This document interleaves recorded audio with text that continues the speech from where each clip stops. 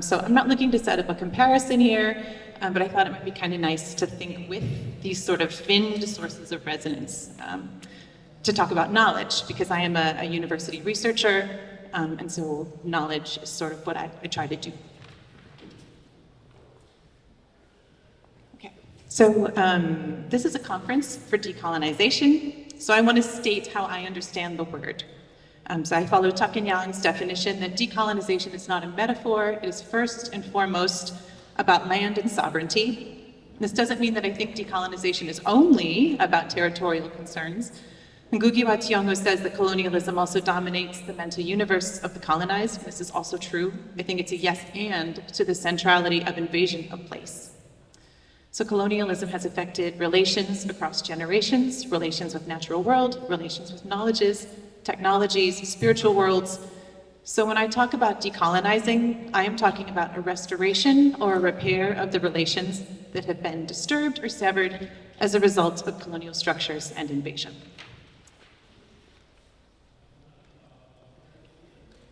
Briefly, I want to think about knowledge production in terms of straightening devices. This idea comes from queer feminist killjoy Sarah Ahmed.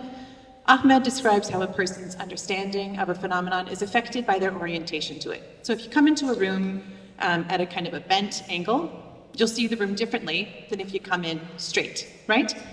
So straightening devices shape our orientations from infinite bent angles to a single shared straight orientation. So straightening devices are a queer theorist's way of thinking about conformity in knowledge making. And I think it really helps to better explain or better understand how we might come to learn and know in certain fixed and conforming ways. Oh, wait.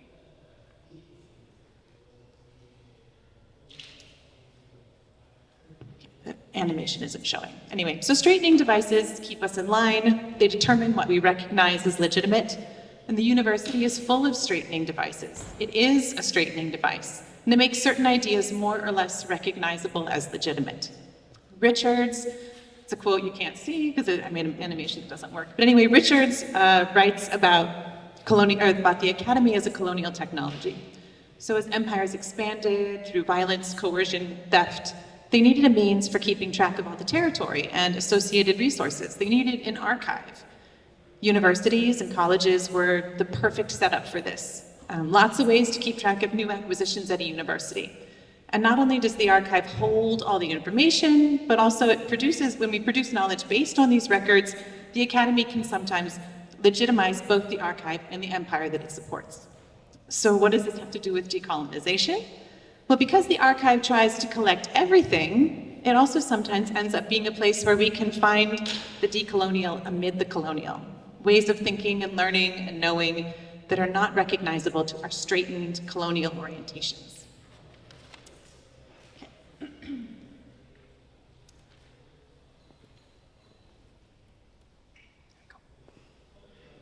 So I want to tell you about some of the things I've learned from doing research with Indigenous colleagues at the University of Minnesota before I came here. So we recently conducted a 5-year project that changed how I think about language and knowing. Our project was inspired by water walkers. These are Indigenous women who walk the entire coastlines of bodies of water to bring attention to our responsibilities to water. Only instead, for our project, we walked in familiar Ojibwe woods. So we found ourselves at a crucial time in history on this project, where we still had living first speaker elders and young fluent bilinguals who had learned their Ojibwe at the local immersion school. So we wanted to kind of bring these two generations together to see what intergenerational communication looked like, because honestly, we didn't know. These elders had raised their own children in English. They hadn't spoken Ojibwe with fluent children since they themselves were children.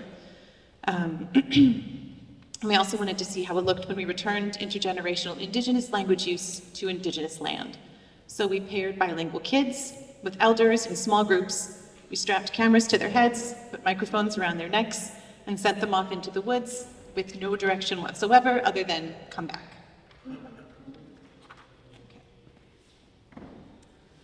So here's a picture of some of the research team. Dr. Mary Hermes is in the upper left corner. She was sort of the leader of the group. James McKenzie, a Dene scholar, and Macy, a Hope 2 scholar. So indigenous ways of understanding the world were our starting point because we tried to de-link from coloniality. So this meant that we began with a rejection of the culture-nature boundary. And so the culture-nature boundary is this sort of pervasive construct in colonial thinking that sees humans and human culture as somehow outside of nature. Like there's nature and then there's humans. From an Anishinaabe or Ojibwe perspective, this is nonsense. We are nature too. We also rejected colonial conceptions of language. So Ojibwe people do not see their language as an object or just another code of transmission for messages. Their language is actually a relative. It's alive, along with land and sky and water and all the more than human beings there. So this is a relational view of language and place, and it also helps us understand how learning can be done with land instead of just on land or around it. One additional important step in our study was that when we transcribed the videos that we took from those point of view cameras, we gave land a turn and talk. Now this doesn't mean that we wrote down words that we think land said, but rather we kind of watched the interaction for times where land and maybe more than humans appeared to be contributing to the action of a given sequence of meaning making. And then we included those contributions in the transcript so we could let all of the relatives speak.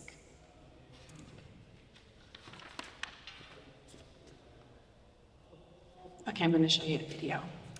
So I'm going to show you one example of what our videos showed. There are 3 distinct points of view in this one. So you can see, I've mapped them out on the slide, but the elder is Joe, who's at the top left, and then we've got 2 kids, Money Dude and Nawagijik. They're both about 10 years old. They're Ojibwe bilinguals. So in this video, Money Dude finds a fern shoot on the ground. And this is exciting because it's early spring and ferns are kind of the first edible greens that come up after the snow melt. And if the fiddleheads are out, they can start foraging. But they're not sure if it's a fiddlehead, so Money Dude picks it up and he brings it to Joe to ask. Okay, so, and also, well, okay, I'll say this first. When you watch, notice that when Joe, the elder, takes the fern shoot, he examines it carefully between his fingers and the boys just watch him. And you can see the camera angles moving from Joe to the fern and back up to Joe. He's looking at the plant for information about its identity, and they're watching how he does this and watching the plant to see maybe what kind of information it might be offering. There are at least 14 seconds of silence, but that doesn't mean that communication isn't happening, that learning isn't happening. So I'll show this.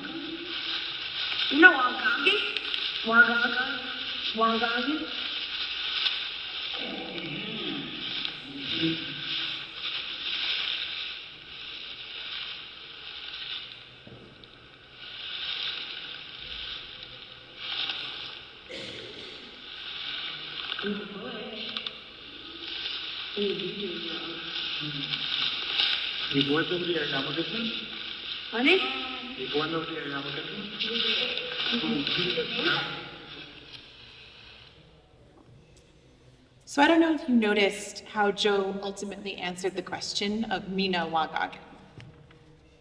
He didn't answer it directly. Instead, he showed them how to ask the land. So first, he showed them just how to look at it, how to examine it. And then he eventually asked them, Nibawana Owidi Yamagadun, which essentially says, are there more of them there? Referring them back to the land where the shoot was found, preferring to help them find the answer themselves, distributing expertise across the land itself, and so they can wander together through interaction with the context-rich forest.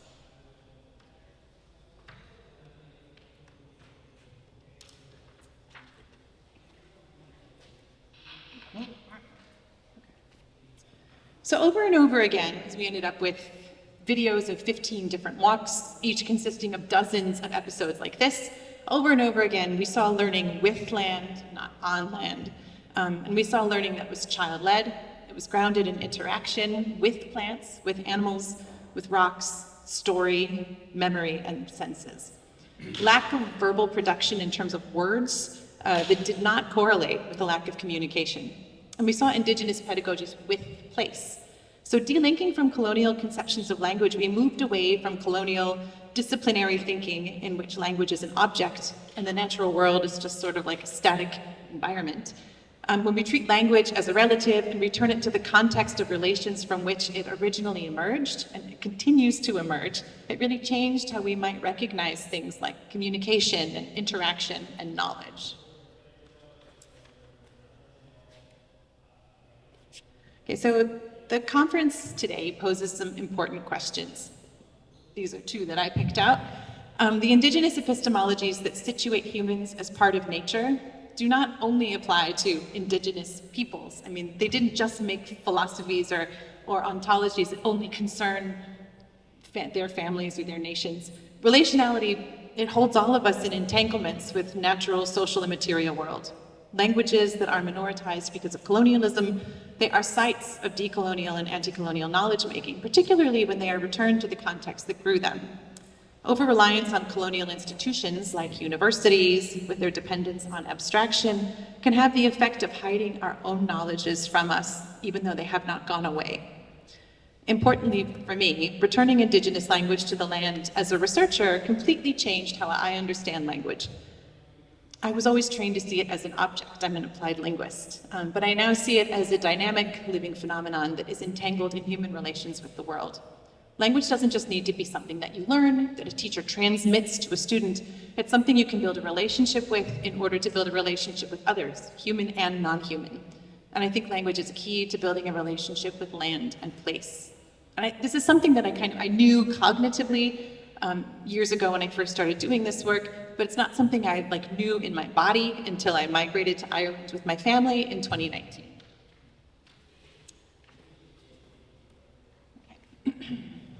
So this is Robin Wall Kimmerer.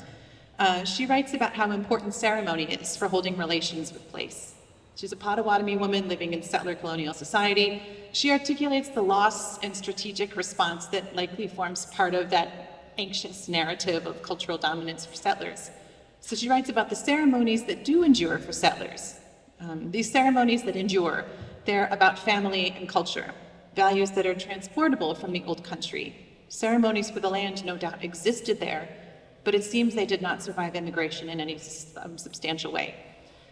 This really resonates for me, first as a descendant of settlers to the Great Lakes, and now again as a migrant here. Trying to construct a feeling of home and belonging is existential, particularly for a parent. So I've been working in the university, I've been reading straightened disciplinary understandings of this place, and it's informing me quite a bit. I'm learning a lot. But I've also been working on my Irish, the result of millennia of human relations with this place, the land and its waters. And on a human level, yes, I am richer for the human relationships with brilliant Gaelgorian fellow learners that I've met in my night classes and my seminars and Kirkle Choras, but also learning the language of this place, in this place, involves numerous encounters with names, practices, stories, superstitions, and ceremonies, all of which contribute to building a relationship with this place. So this is the last slide. I'm out of time, so I'm almost ready to stop.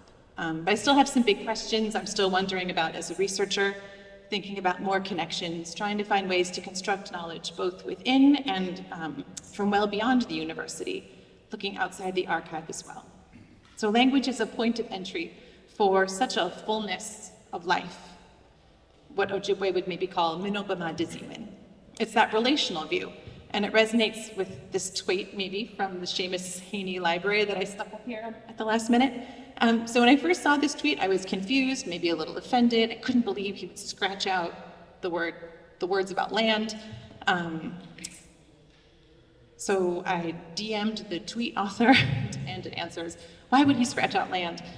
They were really nice, put me in touch with a librarian, historian person who calmed me down and invited me to look more closely at the total effect of the strike-through text and the subsequent insertion of the word fully. So I'm still not 100% on this change. I actually really liked the version with land in it, but I do really like thinking about the necessity of Indigenous language for all to find ways of being fully at home. That's the end. Go on,